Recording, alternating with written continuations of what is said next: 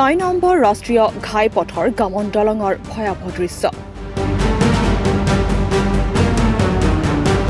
বৰাক উপত্যকাৰ লাইফলাইন কাটিগড়া বদৰপুৰ সংযোগী 6 নম্বৰ ৰাষ্ট্ৰীয় ঘাইপথ। ইয়াৰে বৰাক নৈৰ ওপৰত থকা এই গুৰুত্বপূৰ্ণ গামন দলংখন পুনৰ সংকটত পৰিছে। মাত্ৰ কেইমাহমান পূৰ্বে দলংখনৰ মেৰামতি কৰা হৈছিল, কিন্তু ইয়াৰ মাজতে দলঙৰ দক্ষিণ ফালটো পুনৰ তললৈ ঢলি পৰাত চিন্তিত হৈ পৰিছে বাটৰুৱা। বিশেষজ্ঞসকলে আশংকা কৰা মতে যদি এনেদৰে চলি থাকে তেন্তে যিকোনো মুহূৰ্ততে যাতায়াত বন্ধ হৈ পৰিব।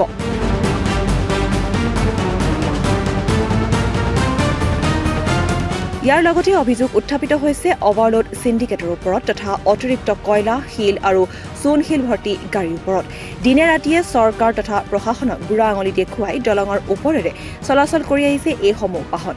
অঞ্চলটোৰ স্থানীয় লোকসকলৰো অভিযোগ, এই ক্ষেত্ৰত একাংশ প্ৰভাৱশালী শাসকীয় দলে এই কাৰ্যক সমৰ্থন জনাই আহিছে।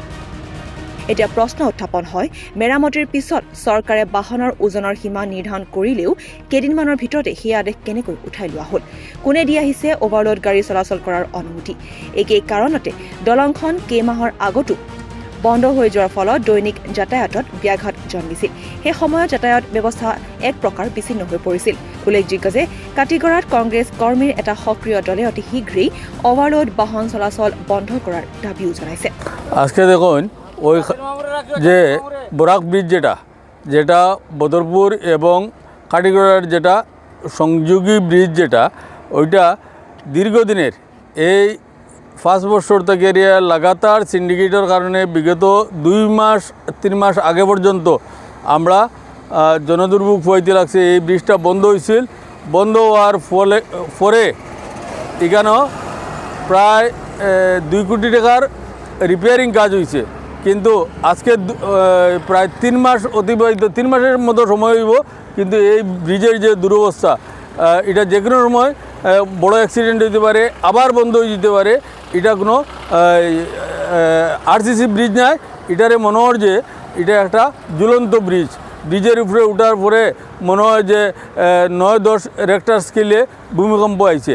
আর এটার লাগে এরিয়া সম্পূর্ণভাবে দায়ী মামা এবং মামির যে সিন্ডিকেট যেটা আছে, পাথর, কয়লা, লাইমস্টোন সহ যেসব সিন্ডিকেট আছে, লাগাতার সেই সব সিন্ডিকেট 60-70 টন মাল লইয়া এই ব্রিজ পারাবার এবং ব্রিজের বেয়ারিংগুলা নষ্ট হয়ে গেছে এরিয়া। এখন আপনারা নিজে দেখছেন যে ব্রিজের যে বেয়ারিং যেটা প্রায় 3-4 ইঞ্চি নিচে নামে গেছে।